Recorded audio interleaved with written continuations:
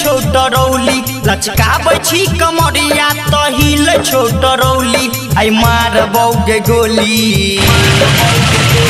आई मारबौ गे गोली हिला न अपन चोली आई मारबौ गे गोली हिला न अपन चोली लचकाबै छी कमरिया त हिल छोट रौली लचकाबै छी कमरिया त हिल छोट रौली आई मारबौ गे गोली आई मारबौ गे गोली हिला न अपन चोली आई मारबौ गे गोली हिला न अपन चोली DJ Sumit satish रैना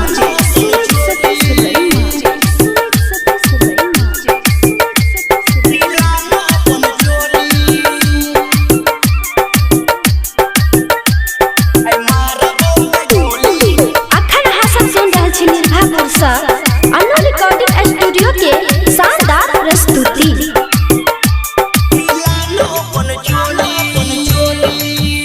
हाँ केतनो ले बही तू नमरी 2000 देबो माजा मारबो सेट के पजरिया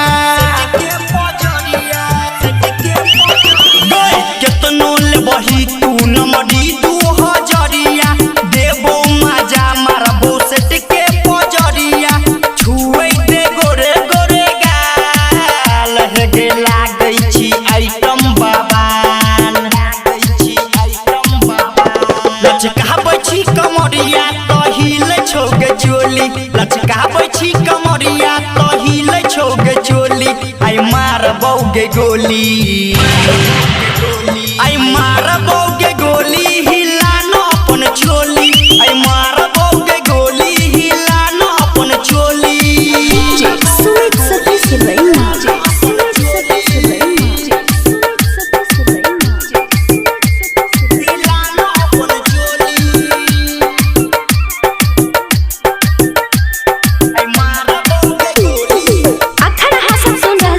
अन्नू रिकॉर्डिंग स्टूडियो के शानदार प्रस्तुति।